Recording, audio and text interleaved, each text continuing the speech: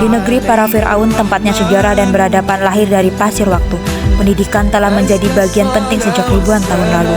Universitas Al-Azhar yang berdiri sejak tahun 970 Masehi bukan hanya universitas Islam tertua di dunia, tapi juga pusat ilmu yang menyinari dunia Islam hingga kini. Pemerintah Mesir mewajibkan pendidikan dasar gratis untuk semua anak usia 6-14 tahun. Sistemnya terbagi menjadi 2 jalur, pendidikan umum dan pendidikan agama dengan bahasa Arab sebagai utama. Namun, sekolah internasional dengan kurikulum asing juga berkembang di kota-kota besar lainnya. Kurikulum nasional disusun oleh Kementerian Pendidikan dan Al-Azhar sesuai jalur yang dipilih siswa. Ujian nasional tahan WA menjadi gerbang seleksi ke perguruan tinggi dan seringkali menjadi tantangan besar bagi para pelajar. Walaupun sekolah negeri biayanya terjangkau, banyak keluarga masih kesulitan memenuhi kebutuhan lainnya seperti buku dan seragam. Di pedesaan, kurikulum pendidikan belum merata dengan fasilitas yang kurang dan guru yang terbatas pelatihan. Namun, pendidikan di Mesir tetap mencerminkan semangat yang kuat. Pendidikan agama dan nilai moral sangat dijaga, dan guru dihormati sebagai pembimbing dan pelita ilmu. Kini, Mesir berupaya memperbaiki sistem pendidikan dengan digitalisasi pembelajaran, pelatihan guru, dan reformasi kurikulum yang lebih efektif.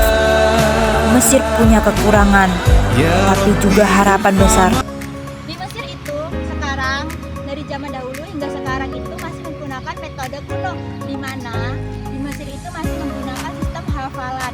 Dan katanya sih ya guys, di sana itu masih terbilang cukup murah kapasitas buat sekolah di Mesir. Bahkan banyak sekali beasiswa di sana. Dan juga di sana tetap guys, sayangnya di sana itu alternatif atau sekolah-sekolah di sana itu kurang memadai. Ya udah Nay, aku ke sana dulu ya. Oke. Tapi Wada, aku juga punya informasi dari negara Finlandia. Yuk kita lihat videonya.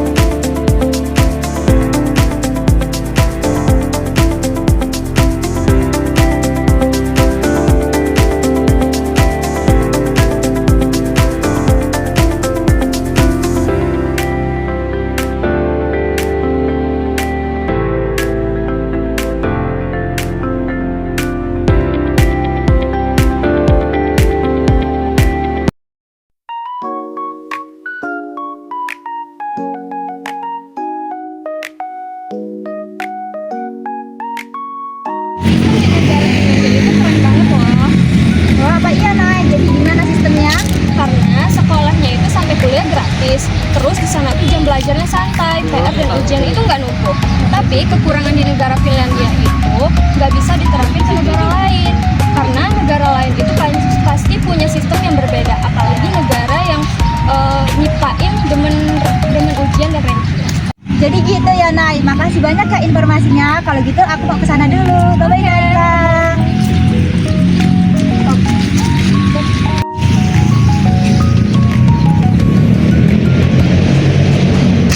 Aduh, sorry.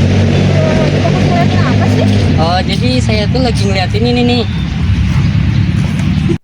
Pendidikan adalah kunci masa depan. Di Inggris, sistem pendidikannya dikenal dengan fleksibel, inklusif, dan berorientasi pada pengembangan potensi siswa. Mari kita telusuri apa kurikulum pendidikan di Inggris. Pendidikan di Inggris terbagi ke dalam beberapa tahap. Yang pertama ada early years, usia 3-5 tahun, fokus pada pembelajaran melalui bermain. Yang kedua ada primary school, usia 5-11 tahun, fokus terhadap membaca, matematika, sains, dan seni. Yang ketiga ada secondary school, usia 11-16 tahun, siswa mempelajari mata pelajaran inti dan pilihan di akhir ujian GCSE. Yang keempat ada putri education, yaitu usia 16-18 tahun, siswa bisa mengambil jalur A, IB, atau vocational course. Yang terakhir ada higher education, yaitu universitas dengan standar dunia seperti Oxford dan Cambridge. Apa yang membedakan kurikulum Inggris dengan negara-negara yang lain? Yang pertama ada otonomi sekolah. Sekolah bisa menyesuaikan kurikulum selama memenuhi standar nasional. Yang kedua, penilaian holistik. Tidak hanya akademik tetapi juga kreativitas dan keterampilan sosial. Ujian terstandar seperti GCSE dan A-level menjadi tolak ukur kualitas siswa. Di kelas, siswa diajak aktif berdiskusi, riset mandiri, dan proyek kolaboratif. Guru berperan sebagai fasilitator, bukan hanya penyampai materi. Di kelas-kelas Inggris, pembelajaran jauh dari monoton. Siswa tidak hanya duduk mendengarkan, tetapi terlibat aktif melalui eksperimen langsung. Misalnya, menguji reaksi kimia di lab atau memprogram robot sederhana. Teknologi dan digital, penggunaan tablet, VR atau virtual reality untuk simulasi sejarah atau coding sejak dini. Yang proyek kolaboratif seperti merancang kampanye lingkungan bersama tim, menggabungkan ilmu sains, seni, dan public speaking. Guru mendorong siswa untuk bertanya, mencoba, belajar dari kesalahan. Di sini program belajar adalah petualangan. Wah, seru banget ya. Iya, jadi di Inggris itu mereka menggunakan sistem pendidikan nasional yang fleksibel, di mana siswanya dituntut untuk berpikir kritis dan kreatif. Namun ada juga kekurangannya, seperti biaya pendidikan di sana itu sangat mahal, apalagi untuk golongan universitas mereka tuh masih kesulitan di tingkat akademisinya. Oh, jadi gitu ya, Man. Makasih ya, Man, atas informasinya. Oke guys, jadi kesimpulannya di setiap negara itu memiliki ciri khas sendiri. Di Mesir itu kekurangan metode dan fasilitas.